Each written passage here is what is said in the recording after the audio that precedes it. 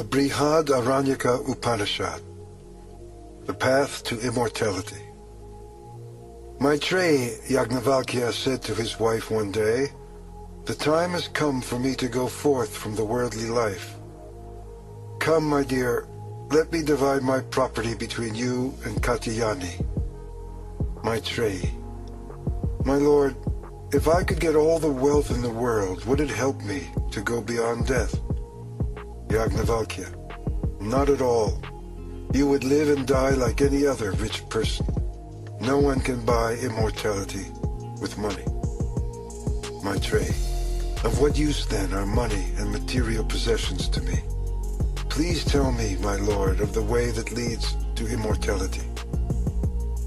Yajnavalkya: "You have always been dear to me, Maitreya, and I love you even more now that you have asked me about immortality. Sit here by my side and reflect deeply on what I say. A wife loves her husband not for his own sake, dear, but because the self lives in him. A husband loves his wife not for her own sake, dear, but because the self lives in her. Children are loved not for their own sake, but because the self lives in them. Wealth is loved not for its own sake, but because the self lives in it. Brahmins are loved not for their own sake, but because the self lives in them.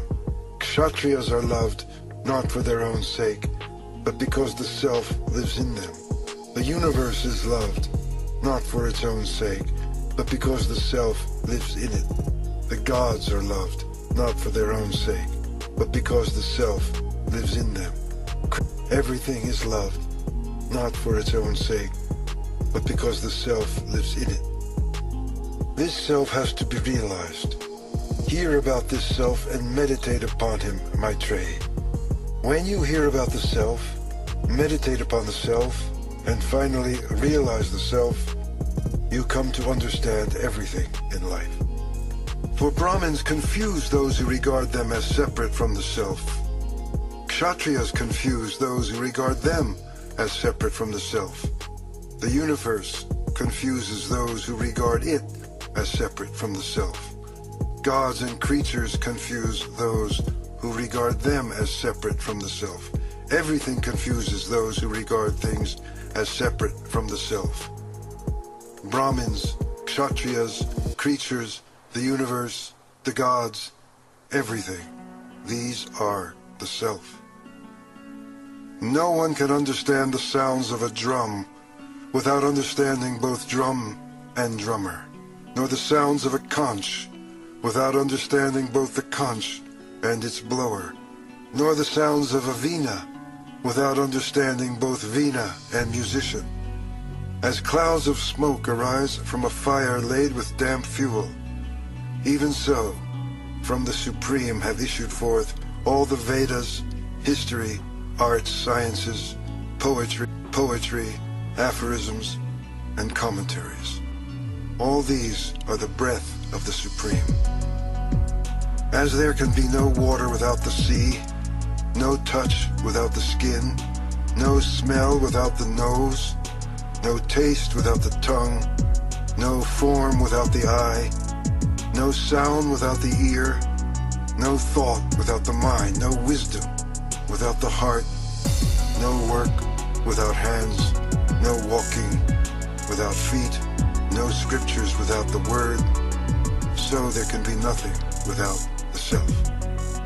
As a lump of salt thrown in water dissolves and cannot be taken out again, though wherever we taste the water, it is salty, even so, beloved, the separate self dissolves in the sea of pure consciousness, infinite and immortal. Separateness arises from identifying the self with the body, which is made up of the elements. When this physical identification dissolves, there can be no more separate self. This is what I want to tell you, beloved. Maitreya: I am bewildered, Blessed One, when you say there is then no separate self. Yajnavalkya: reflect on what I have said, beloved, and you will not be confused. As long as there is separateness, One sees another as separate from oneself, hears another as separate from oneself, smells another as separate from oneself, speaks to another as separate from oneself, thinks of another as separate from oneself, knows another as separate from oneself. But when the self is realized as the indivisible unity of life, who can be seen by whom? Who can be heard by whom? Who can be smelled by whom? Who can be spoken to by whom? Who can be thought of by whom? Who can be known by whom? My Trey, my beloved, how can the knower ever be known? King Janaka of Vidya once performed a lavish sacrifice and distributed many gifts. Many wise men from Kuru and Panchala attended the ceremony, and Janaka wanted to know who was the wisest among them. So he drove 1,000 cows into a pen, and between the horns of each cow he fastened 10 gold coins. Then he said, "Venerable Brahmins, these cows are for the wisest one among you. Let him take them away." None of the other Brahmins dared to speak, but Yagnavalkya said to his pupil Samashrava, "Son, you can drive these cows home." "Hero of seers," his pupil exclaimed joyfully, and he drove them home. The other Brahmins were furious. How presumptuous, they shouted. And Ashvala, the royal priest, asked, "Yagnavalkya, do you really believe you are the wisest of those assembled here?" Yagnavalkya replied, "I salute the wisest, but I want those cows." Then Gargi, daughter of Vachaknu, said, "Venerable Brahmins, I shall ask Yagnavalkya only 2 questions. If he answers them well, no one here can defeat him in a spiritual debate." "Ask, Gargi," the sage replied. "Yagnavalkya, as a warrior from Kashi or Videha arises with bow and arrow to fell his opponent, I rise to fell you with 2 questions." "Ask them, Gargi." "That which is above heaven and below the earth, which is also between heaven and earth, which is the same through past, present, and future, in what is that woven, warp, and woof? Tell me, Yagnavalkya." Yagnavalkya, "That which is above heaven and below earth, which is also between heaven and earth, which is the same through the past, present, and future, that is woven, warp, and woof in space." Gargi, "My first question is answered well. Now for my second question." "Ask, Gargi. Ask, Gargi. In what is space itself woven, warp, and woof? Tell me, Yagnavalkya." Yagnavalkya, "The sages call it Akshara, the imperishable. It is neither big nor small, neither long nor short, neither hot nor cold, neither bright nor dark, neither air nor space. It is without attachment, without taste, smell, or touch, without eyes, ears, tongue, mouth, breath, or mind, without movement, without limitation, without inside or outside. It consumes nothing, and nothing consumes it. In perfect accord with the will of the imperishable, sun and moon make their orbits, heaven and earth remain in place, moments, hours, days, nights, fortnights, months, and seasons become years. Rivers starting from the snow-clad mountains flow east and west, north and south to the sea. Without knowing the imperishable Gargi, whoever performs rites and ceremonies and undergoes austerities, even for many years, reaps little benefit, because rites, ceremonies, and austerities are all perishable. Whosoever dies without knowing the imperishable dies in a pitiable state. But those who know the imperishable attain immortality when the body is shed at death. The imperishable is the seer, Gargi, though unseen, the hearer, though unheard, the thinker, though unthought, the knower, though unknown. Nothing other than the imperishable can see, hear, think, or know. It is in the imperishable that space is woven, warp and woof. Gargi. Venerable Brahmins, count yourselves fortunate if you get away with merely paying this man homage. No one can defeat Yajnavalkya in debate about Brahman. With these words, Gargi ended her questions. Yajnavalkya came to Janaka, king of Videha, saying to himself, I will not talk today. But earlier, while they were discussing the fire ceremony, Yajnavalkya had promised him any boon he wanted. Now the king asked the sage permission to question him. Janaka, Yajnavalkya, what is the light of man? Yajnavalkya, the sun is our light, for by that light we sit, work, go out, and come back. Janaka, when the sun sets, what is the light of man? Yajnavalkya, the moon is our light, for by that light we sit, work, go out, and come back. Janaka, when the sun sets, Yajnavalkya, and the moon sets, what is the light of man? Yajnavalkya, fire is our light, for by that we sit, work, go out, and come back.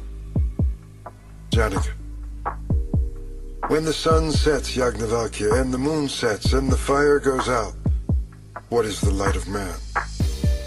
Yajnavalkya, then speech is our light, for by that we sit, work, go out, and come back. Even though we cannot see our own hand in the dark, we can hear what is said and move toward the person speaking.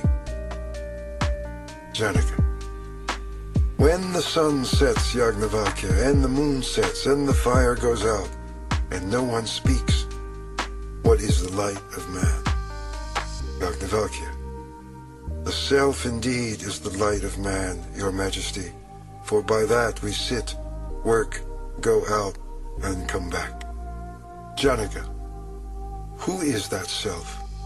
Yajnavalkya, the self, pure awareness, shines as the light within the heart surrounded by the senses. Only seeming to think, seeming to move, the self neither sleeps, nor wakes, nor dreams. When the self takes on a body, he seems to assume the body's frailties and limitations. But when he sheds the body at the time of death, the self leaves all these behind. The human being has two states of consciousness, one in this world, the other in the next. But there is a third state between them, not unlike the world of dreams, in which we are aware of both worlds, with their sorrows and joys. When a person dies, it is only the physical body that dies. That person lives on in a non-physical body, which carries the impressions of his past life. It is these impressions that determine his next life. In this intermediate state, he makes and dissolves impressions by the light of the self. In that third state of consciousness, there are no chariots, no horses drawing them or roads on which to travel, but he makes up his own chariots, horses, and roads. In that state, there are no joys or pleasures, but he makes up his own joys and pleasures. In that state, there are no lotus ponds, no lakes, no rivers, but he makes up his own lotus ponds, lakes, and rivers. It is he who makes up all these from the impressions of his past or waking life. It is said of these states of consciousness that in the dreaming state, when one is sleeping, the shining self who never dreams, who is ever awake, watches by his own light the dreams woven out of past deeds and present desires. In the dreaming state, when one is sleeping, the shining self keeps the body alive with the vital force of prana and wanders wherever he wills. In the dreaming state, when one is sleeping, the shining self assumes many forms, each friends, indulges in sex, sees fearsome spectacles. But he is not affected by anything, because he is detached and free. And after wandering here and there in the state of dreaming, enjoying pleasures and seeing good and evil, he returns to the state from which he began.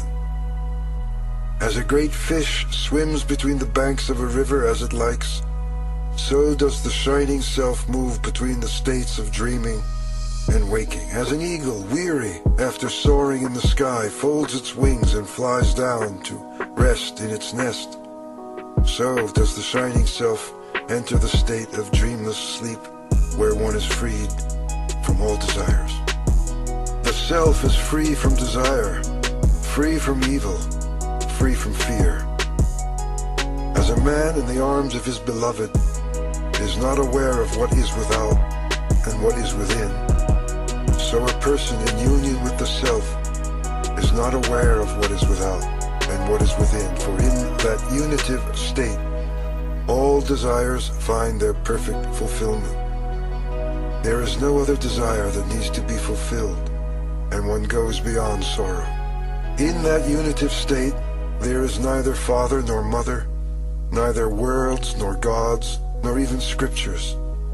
In that state there is neither thief nor slayer, neither low caste nor high, neither monk nor ascetic.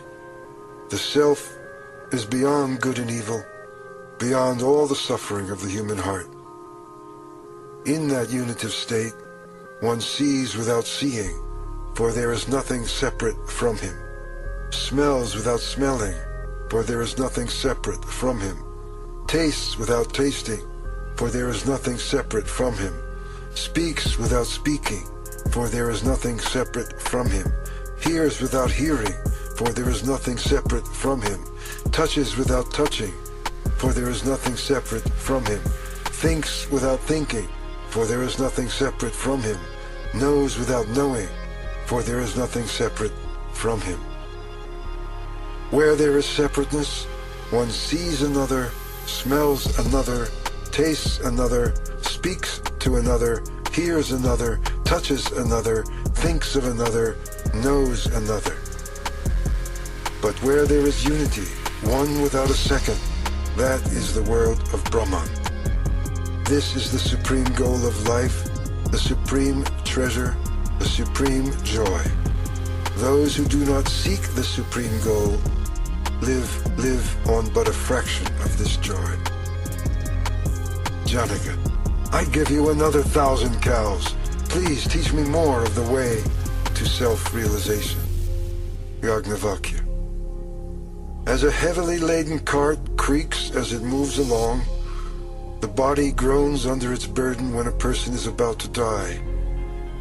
When the body grows weak through old age or illness, the self separates himself as a mango or fig or banyan fruit frees itself from the stalk and returns the way he came to begin another life. Just as when a king is expected to visit a village, the mayor and all the other officials turn out to welcome him with food and drink, all creation awaits the person who sheds his body, having realized Brahman. Here he comes, they say. Here comes Brahman himself. But the senses, while that man lies dying, gather around and mourn the self's departure as courtiers mourn when their king is about to leave. When body and mind grow weak, the self gathers in all the powers of life and descends with them into the heart. As prana leaves the eye, it ceases to see. He is becoming one, say the wise. He does not see. He is becoming one. He no longer hears. He is becoming one. He no longer speaks or tastes or smells or thinks or knows. By the light of the heart, the self leaves the body by one of its gates, and when he leaves, prana follows, and with it all the vital powers of the body. He who is dying merges in consciousness, and thus consciousness accompanies him when he departs, along with the impressions of all that he has done, experienced, and known. As a caterpillar, having come to the end of one blade of grass, draws itself together and reaches out for the next, so the self, having come to the end of one life and dispelled all ignorance, gathers in his faculties and reaches out from the old body to a new. As a goldsmith fashions an old ornament into a new and more beautiful one, so the self, having reached the end of the last life and dispelled all ignorance, makes for himself a new, more beautiful shape, like that of the Devas or other celestial beings. The self is indeed a Brahman, but through ignorance people identify it with intellect, mind, senses, passions, and the elements of earth, water, air, space, and fire. This is why the self is said to consist of this and that, and appears to be everything. As a person acts, so he becomes in life. Those who do good become good. Those who do harm become bad. Good deeds make one pure. Bad deeds make one impure. So, we are said to be what our desire is. As our desire is, so is our will. As our will is, so are our acts. As we act, so we become. We live in accordance with our deep, driving desire. It is this desire at the time of death that determines what our next life is to be. We will come back to earth to work out the satisfaction of that desire. But not those who are free from desire. They are free because all their desires have found fulfillment in the self. They do not die like the others, but realizing Brahman, they merge in Brahman. So it is said, when all the desires that surge in the heart are renounced, the mortal becomes immortal. When all the knots that strangle the heart are loosened, the mortal becomes immortal, here, in this very life. As the skin of a snake is sloughed onto an anthill, so does the mortal body fall. But the self, freed from the body, merges in Brahman, infinite life, eternal light. Janaka, I give you another 1,000 cows. Please, teach me more of the way to self-realization. Yagnavalkya. Those who realize the self enter into the peace that brings complete self-control and perfect patience. They see themselves in everyone and everyone in themselves. Evil cannot overcome them because they overcome all evil. Sin cannot consume them because they consume all sin. Free from evil, free from sin and doubt, they live in the kingdom of Brahman. Your Majesty, this kingdom is yours. Janaka. Venerable One, I offer myself and my kingdom in your service. The children of Prajapati, the Creator, gods, human beings, and Asuras, the godless, lived with their father as students. When they had completed the allotted period, the gods said, Venerable One, please teach us.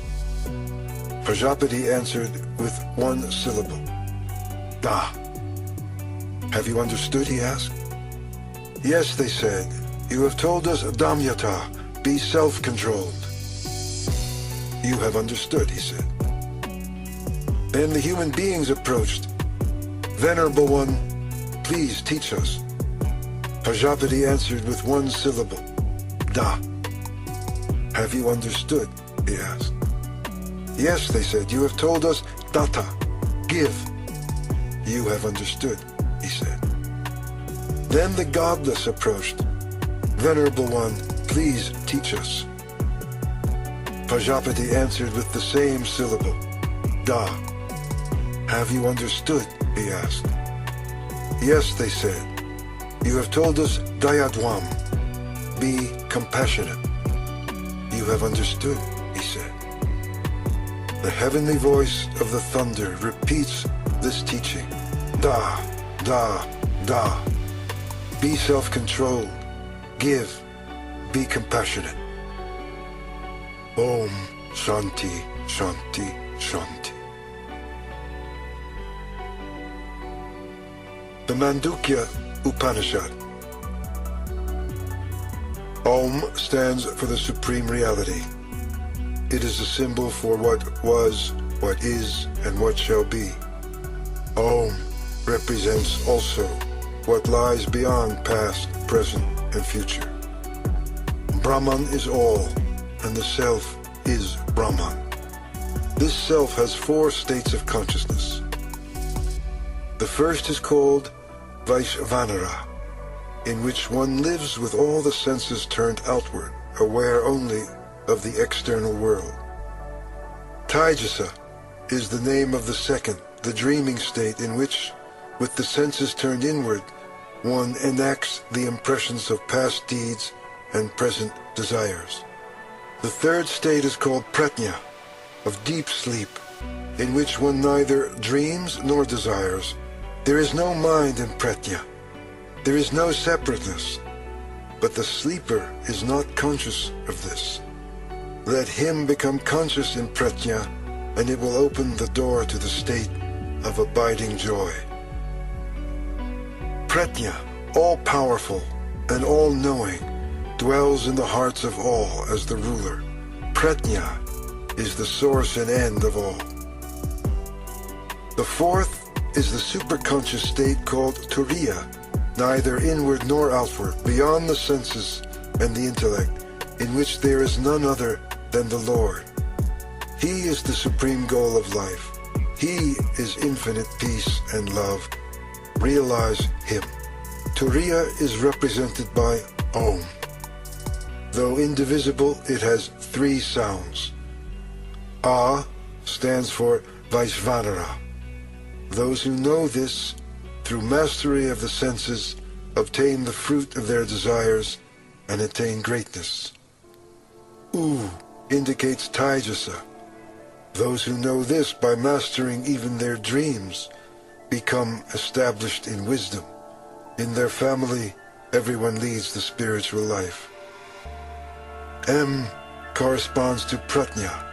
Those who know this, by stilling the mind, find their true stature and inspire everyone around to grow. The mantra Om stands for the supreme state of Turiya without parts, beyond birth and death, symbol of everlasting joy. Those who know Om as the Self become the Self. Truly, they become the Self. Om Shanti, Shanti, Shanti. The Kena Upanishad. The student inquires, who makes my mind think? Who fills my body with vitality? Who causes my tongue to speak? Who is that invisible one who sees through my eyes and hears through my ears? The teacher replies, the Self is the ear of the ear, the eye of the eye, the mind of the mind, the word of words, and the life of life. Rising above the senses and the mind, and renouncing separate existence, the wise realize the deathless Self. Him our eyes cannot see, nor words express.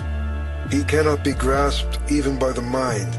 We do not know, we cannot understand, because He is different from the known, and He is different from the unknown.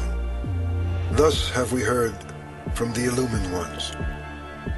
That which makes the tongue speak, but cannot be spoken by the tongue, know that as the Self. This Self is not someone other than you. That which makes the mind think, but cannot be thought by the mind, that is the Self indeed. This Self is not someone other than you. That which makes the eye see, but cannot be seen by the eye, that is the Self indeed. This Self is not someone other than you. That which makes the ear hear, but cannot be heard by the ear, that is the Self indeed. This Self is not someone other than you. That which makes you draw breath, but cannot be drawn by your breath, that is the Self Indeed, this self is not someone other than you. If you think, I know the self, you know not. All you can see is his external form. Continue, therefore, your meditation. The student. I do not think I know the self, nor can I say I know him not. The teacher. There is only one way to know the self, and that is to realize him yourself. The ignorant think the self can be known by the intellect, but the illumined know he is beyond the duality of the knower and the known. The self is realized in a higher state of consciousness when you have broken through the wrong identification that you are the body subject to birth and death.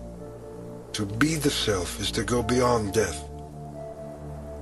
Realize the self, the shining goal of life. If you do not, there is only darkness. See the self in all, and go beyond death. Once upon a time, the gods defeated the demons, and though the victory was brought about through the power of Brahman, the gods boasted, ours is the victory, and ours the power and glory. Brahman saw their foolish pride and appeared before them, but they recognized him not. They said to Agni, god of fire, find out who this mysterious being is. I will, promised Agni, and he approached the being. Who are you? Asked the mysterious one. I am Agni, god of fire, known to all. Are you powerful? I can burn all on earth. Burn this, and Brahman placed a straw in front. The god of fire attacked the straw, but failed to burn it. Then he ran back to the gods and confessed, I have failed to discover who this mysterious being is. They said to Vayu, god of air, find out who this mysterious being is. I will, promised Vayu, and approached the being. Who are you? Asked the mysterious one. I am Vayu, god of air, king of space. Are you powerful? I can blow all away. Blow this away. Brahman placed a straw in front. The god of air attacked the straw, but failed to move it. Then he ran back to the gods and confessed, I have failed to discover who this mysterious being is. They begged Indra, leader of gods, find out who this mysterious being is. I will, promised Indra, and approached the being, who disappeared instantly. In his place appeared the lovely goddess of wisdom, Uma, daughter of the Himalayas. And Indra asked her, who was that being? Uma replied, that was Brahman, from whom comes all your power and glory. The gods realized at last the self is Brahman, Agni, Vayu, Indra. These three excel among the gods because they realized Brahman. The light of Brahman flashes in lightning. The light of Brahman flashes in our eyes. It is the power of Brahman that makes the mind to think, desire, and will. Therefore, use this power to meditate on Brahman. He is the inmost self of everyone. He alone is worthy of all our love. Meditate upon him in all. Those who meditate upon him are dear to all. The student. Teach me more of this spiritual wisdom. The teacher. I shall share with you fully what I know. Meditation, control of the senses and passions, and selfless service of all are the body, the scriptures are the limbs, and truth is the heart of this wisdom. Those who realize Brahman shall conquer all evil and attain the supreme state. Truly, they shall attain the supreme state. Om Shanti, Shanti, Shanti. The Katha Upanishad. Once long ago, Vajrashravasa gave away his possessions to gain religious merit. He had a son named Nachiketa, who, though only a boy, was full of faith in the scriptures. Nachiketa thought when the offerings were made What merit can one obtain by giving away cows that are too old to give milk? To help his father understand this, Nachiketa said, "To whom will you offer me?" He asked this again and again. "To death I give you," said his father in anger. The son thought, "I go, the first of many who will die, in the midst of many who are dying, on a mission to Yama, king of death. See how it was with those who came before, how it will be with those who are living. Like corn, mortals ripen and fall. Like corn, they come up again." Nachiketa went to Yama's abode, but the king of death was not there. He waited 3 days. When Yama returned, he heard a voice say, "When a spiritual guest enters the house, like a bright flame, he must be received well, with water to wash his feet. Far from wise are those who are not hospitable to such a guest. They will lose all their hopes, the religious merit they have acquired, their sons and their cattle." Yama, O spiritual guest, I grant you 3 boons to atone for the 3 inhospitable nights you have spent in my abode. Ask for 3 boons, 1 for each night. Nachiketa, O king of death, as the first of these boons, grant that my father's anger be appeased, so that he may recognize me when I return and receive me with love. Yama, I grant that your father, the son of Uddalaka and Aruna, will love you as in the past. When he sees you released from the jaws of death, he will sleep again with a mind at peace. Nachiketa, there is no fear at all in heaven, for you are not there, neither old age nor death. Passing beyond hunger and thirst and pain, all rejoice in the kingdom of heaven. You know the fire sacrifice that leads to heaven, O king of death. I have full faith in you and ask for instruction. Let this be your second boon to me. Yama, yes, I do know, Nachiketa, and shall teach you the fire sacrifice that leads to heaven and sustains the world. That knowledge concealed in the heart. Now listen. Then the king of death taught Nachiketa how to perform the fire sacrifice, how to erect the altar for worshipping the fire from which the universe evolves. When the boy repeated his instruction, the dread king of death was well pleased and said, "Let me give you a special boon. This sacrifice shall be called by your name, Nachiketa. Accept from me this many-hued chain, too. Those who have thrice performed this sacrifice realized their unity with father, mother, and teacher, and discharged the 3 duties of studying the scriptures, ritual worship, and giving alms to those in need, rise above birth and death. Knowing the god of fire born of Brahman, they attain perfect peace. Those who carry out this triple duty conscious of its full meaning will shake off the dread noose of death and transcend sorrow to enjoy the world of heaven. Thus have I granted you the second boon, Nachiketa, the secret of the fire that leads to heaven. It will have your name. Ask now, Nachiketa, for the third boon." Nachiketa, when a person dies, there arises this doubt.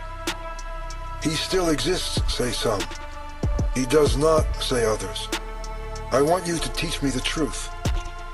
This is my third boon. Yama, this doubt haunted even the gods of old, for the secret of death is hard to know. Ask for some other boon and release me from my promise. Nachiketa, this doubt haunted even the gods of old, for it is hard to know, O death, as you say. I can have no greater teacher than you, and there is no boon equal to this. Yama, ask for sons and grandsons who will live 100 years.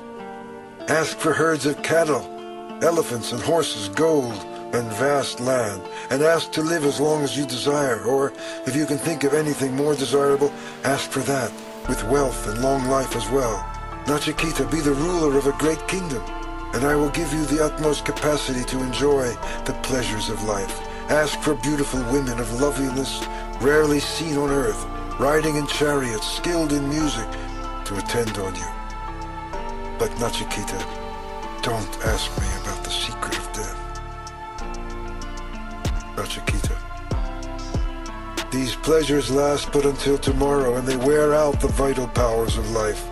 How fleeting is all life on earth. Therefore, keep your horses and chariots, dancing and music for yourself. Never can mortals be made happy by wealth. How can we be desirous of wealth when we see your face and know we cannot live while you are here? This is the boon I choose and ask you for. Having approached an immortal like you, how can I, subject to old age and death, ever try to rejoice in a long life for the sake of the senses' fleeting pleasures? Dispel this doubt of mine, O King of Death. Does a person live after death, or does he not? Nachiketa asks for no other boon than the secret of this great mystery. Having tested young Nachiketa and found him fit to receive spiritual instruction, Yama, King of Death, said, "The joy of the Atman ever abides, but not what seems pleasant to the senses. Both these, differing in their purpose, prompt man to action. All is well for those who choose the joy of the Atman, but they miss the goal of life who prefer the pleasant. Perennial joy or passing pleasure, this is the choice one is to make always. The wise recognize these two, but not the ignorant. The first welcome what leads to abiding joy, though painful at the time. The latter run, goaded by their senses, after what seems immediate pleasure. Well have you renounced these passing pleasures so dear to the senses, Nachiketa, and turned your back on the way of the world which makes mankind forget the goal of life. Far apart are wisdom and ignorance. The first leads one to self-realization. The second makes one more and more estranged from his real self. I regard you, Nachiketa, worthy of instruction, for passing pleasures tempt you not at all. Ignorant of their ignorance, yet wise in their own esteem, these deluded men, proud of their vain learning, go round and round like the blind, led by the blind. Far beyond their eyes, hypnotized by the world of sense, opens the way to immortality. I am my body. When my body dies, I die. Living in this superstition, they fall life after life under my sway. It is but few who hear about the self. Fewer still dedicate their lives to its realization. Wonderful is the one who speaks about the self. Rare are they who make it the supreme goal of their lives. Blessed are they who, through an illumined teacher, attain to self-realization. The truth of the self cannot come through one who has not realized that he is the self. The intellect cannot reveal the self beyond its duality of subject and object. They who see themselves in all and all in them help others through spiritual osmosis to realize the self themselves. This awakening, you have known, comes not through logic and scholarship, but from close association with a realized teacher. Wise are you, Nachiketa, because you seek the self-eternal. May we have more seekers like you. Nachiketa, I know that earthly treasures are transient, and never can I reach the eternal through them. Hence have I renounced all my desires for earthly treasures to win the eternal through your instruction. Yama. I spread before your eyes, Nachiketa, the fulfillment of all worldly desires, power to dominate the earth, delights celestial gained through religious rites, miraculous powers beyond time and space. These, with will and wisdom, have you renounced. The wise, realizing through meditation the timeless self beyond all perception, hidden in the cave of the heart, leave pain and pleasure far behind.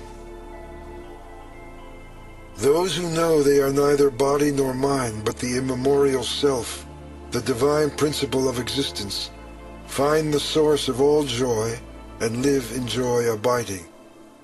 I see the gates of joy are opening for you, Nachiketa.